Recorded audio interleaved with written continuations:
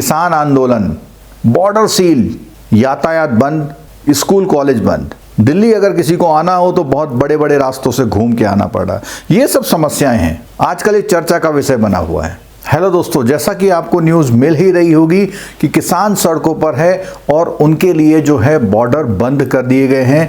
हरियाणा में उनको रोक लिया गया है, दिल्ली जाने की परमिशन नहीं मिल पा रही है और बहुत ही बड़े स्तर पर उनको रोका गया है। दोस्तों, क्या ये सही है या गलत है, इस बारे में आज बात करेंगे।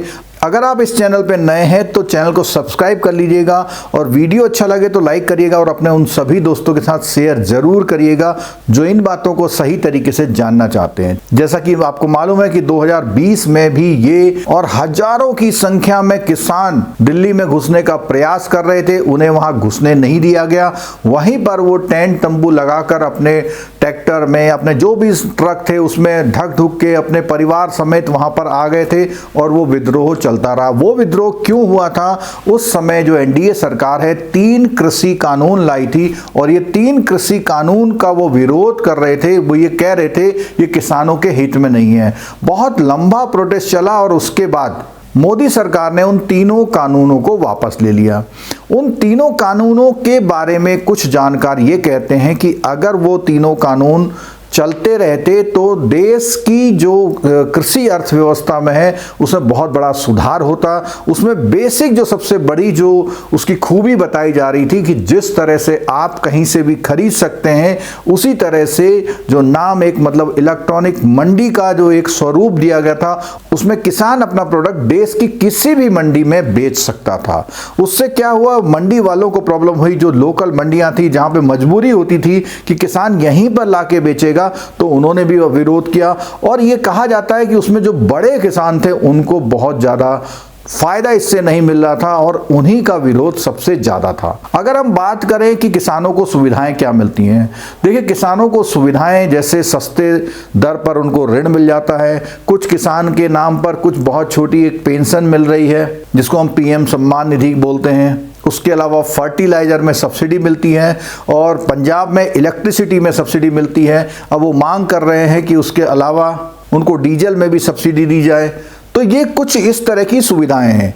अब मेरा कहना यह है कि भारत 140 करोड़ से ज्यादा की जनसंख्या वाला देश है। इतने बड़ी आबादी के लिए फूड की उपलब्धता कराना सबसे पहली प्राथमिकता होगी। तो किसानों को सहयोग करना सरकार को जरूरी है, क्योंकि अगर फूड नहीं होगा उसका कोई सब्स्टिट्यूट नहीं होता है। और सबसे पहले आपने सुना होगा रोटी कपड़ा और मकान। जब रोटी नहीं होगी तो कैसे होगा? तो किसानों को तो जितनी सुविधाएं दी जानी चाहिए बिल्कुल दी जानी चाहिए। जब हम बात करते हैं एमएसएमई को सुविधाएं देने की, सिंगल विंडो सिस्टम लाने की और ईज ऑफ डूइंग बिजनेस करने की, तो ये किसानी भी तो एक बिजनेस के उसमें फॉर्म में आता है। तो मेरा कहना यह है कि सुविधाएं बिल्कुल मिलनी चाहिए। और जहां तक बात है सस्ते दर पर ऋण, यहां पर सब्सिडी, सस्ते दर पर ऋण, कर्ज की माफी, कर्ज की सिक्योरिटी, कर्ज की गारंटी, ये एमएसएमई वालों को भी मिलता है। केवल फर्क ये होता है एमएसएमई में उस उद्योग को खड़ा करना होता है। किसानों के पास अपनी जमीन पुश्तैनी है, पहले से है, तो उनको ज्यादा इस तरह के प्रूफ सबमिट नहीं करने पड़ते हैं और बहुत आसानी से उनको जैसे किसान क्रेडिट कार्ड का जैसा लोन मिल जाता है। कुछ अर्थशास्त्री ये कहते हैं अगर इतनी सारी सब्सिडी उनको दे दी जाए और जो मांग है सबसे बड़ी उन सब मांगों के अलावा वो है एमएसपी की, मिनिमम सपोर्ट प्राइस। किसान कहता है कि हमें हर फसल का आप एक एमएसपी तय कर दें। अब ये एमएसपी क्या होता है? इस एमएसपी में सरकार उस फसल के प्रोडक्शन में जो खर्चा आता है उसको देखते हुए, उसमें कुछ मार्जिन देते हुए, उसको शामिल करते हुए हर फसल का एक मिनिमम सपोर्ट प्राइस करती है। और वो जो तय करती है उसमें ये कहती है कि कहीं आपकी फसल नहीं बिके तो आप हमसे ले लो। उसमें क्या होता है कि जब फसल के दाम काफ़ी कम हो जाते हैं उस स्थिति में किसान को उससे डेफिनेटली फ़ायदा मिलता है। अब ये मिनिमम सपोर्ट प्राइस 1960 के दशक से चलता आ रहा है। हरित क्रांति की बात आई थी तब से चलता आ रहा है और जो हरित क्रांति आई थी, एमएसपी आया था, उसका फायदा देखो आज मिल रहा है। हम अपने लिए फूड को अवेलेबिलिटी करने में काफ़ी सक्षम हो गए हैं। अब ये किसान मांग कर रहे हैं कि हर फसल में एमएसपी आए। तो इसमें कहा जा रहा है कि कुछ अर्थशास्त्री अपने आंकड़े बताते हैं कि भैया 10 लाख करोड़ रुपए की व्यवस्था करनी होगी। तो हालांकि मैं इस आंकड़े से सहमत नहीं हूं। 10 लाख करोड़ एक बहुत बड़ी फिगर होती है, जो भारत का बजट है लगभग वहां तक ये फिगर पहुंचती है। लेकिन जब हम अन्य क्षेत्रों में सब्सिडी दे रहे हैं तो हमें इस क्षेत्र में भी सब्सिडी देनी चाहिए। और उसके साथ साथ ये कहा जा रहा है कि अपने बजट में कई मदों में जब कटौती करेंगे, जैसे हम अपने सिक्योरिटी सेक्टर, डिफेंस में, वहां अगर हम कटौती करें, इंफ्रास्ट्रक्चर में कटौती करें, तब जाके हम उस चीज को उपलब्ध करा पाएंगे। तो सरकार को इसमें एमएसपी तय करना चाहिए और उसके जो लोड पड़ रहा सरकार को, उसको कहीं अन्य रिसोर्सेज से पैदा करना चाहिए। अब यहां पर बात आती है अन्य रिसोर्सेज में। सबसे पहली बात है, सरकार की जो पीएसयू कंपनियां हैं उनकी परफॉर्मेंस अच्छी करे, जिससे उसकी कमाई अच्छी हो।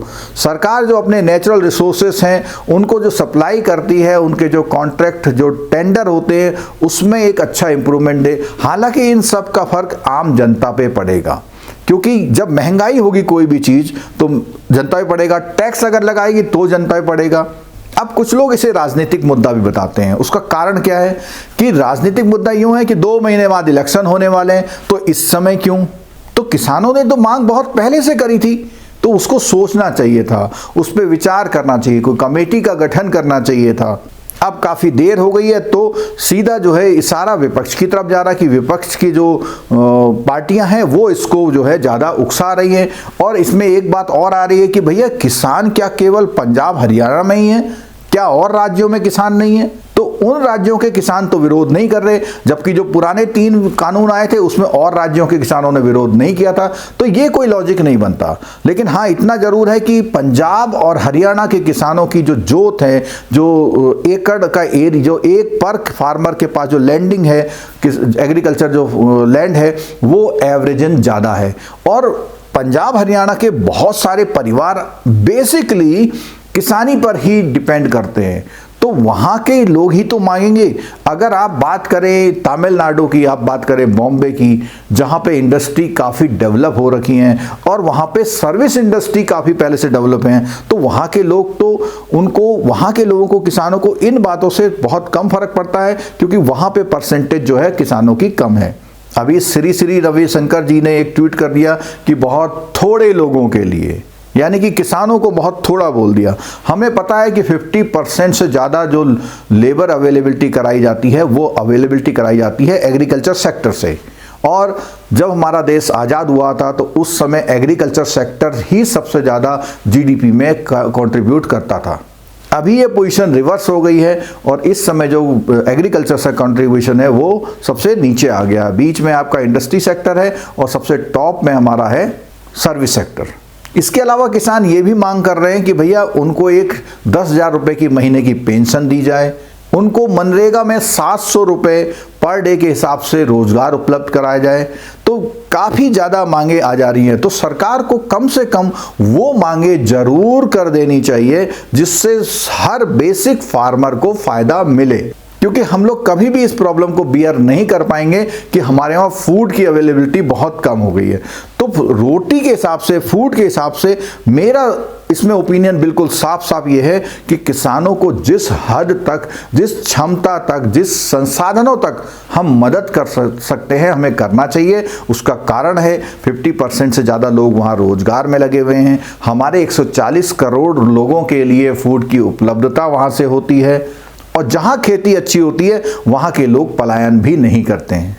पंजाब में किसानों को इलेक्ट्रिसिटी की सब्सिडी मिलना और वहाँ पे एमएसपी लागू होने से किसानों ने काफ़ी जो है धान गेहूं की फसल उगाई। उससे ये कहा जाता है कि पानी का लेवल जो है वो नीचे हो गया है। अब पानी के लेवल नीचे होने के बहुत सारे कारण हैं, क्लाइमेटिक कंडीशन भी है। अगर आपके वहाँ बारिश प्रॉपर नहीं हो पा रही है, जो कि हमारा जो ग्रीन हाउस इफेक्ट की वजह से ये सब प्रॉब्लम आ रही है, तो भी तो हमारा पानी का लेवल कम होगा। केवल पानी निकालने से ही कम थोड़ी ना होगा, पानी निकालने के बाद पानी ऊपर से जो आता है नेचुरल पानी वो भी तो आए। अगर वो नेचुरली बारिश वगैरह प्रॉपर होंगी तो डेफिनेटली नीचे से पानी निकलना कम हो जाएगा और फसलें उस तरह से हो जाएंगी। अगर भुखमरी की बात की जाए तो 125 देशों में भारत 111वें स्थान पर आता है। इसीलिए मैं बार बार कह रहा हूं कि फूड की अवेलेबिलिटी सबसे ज्यादा जरूरी है। हाँ, ऐसा कर सकते हैं, जिस फूड में सब्सिडी मिल रही है उसके एक्सपोर्ट पर रोक लगाई जा सकती है निश्चित रूप से, क्योंकि आप एक तरफ तो सब्सिडी दे रहे हैं,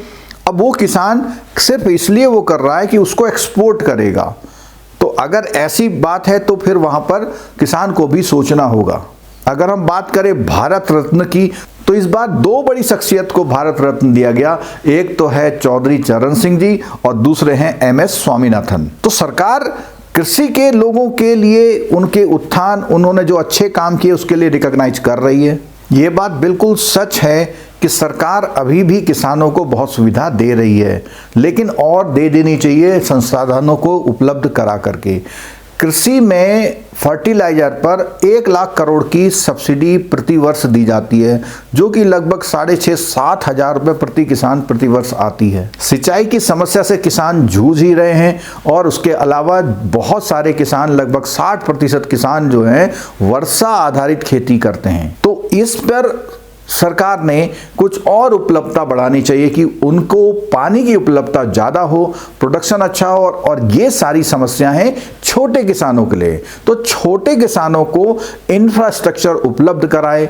किसानों के पास कभी भी पूंजी नहीं होती, वो कुछ भी खरीद नहीं पाते, तो उसको खरीदने के लिए या सरकार इंप्लीमेंट अवेलेबल कराए उनको, उस पर सब्सिडी दे।